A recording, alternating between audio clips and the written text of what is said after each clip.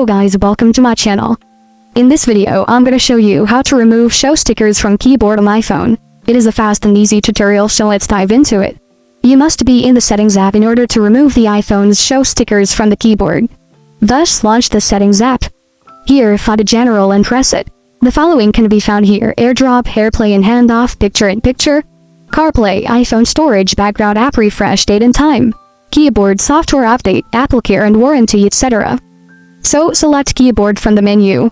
The Stickers option has a toggle switch next to it. This switch determines whether your keyboard displays the sticker button or not. It's probably turned on by default green or highlighted. Just tap the toggle switch to turn it off and remove the sticker button. When the switch turns gray, it means stickers are not enabled.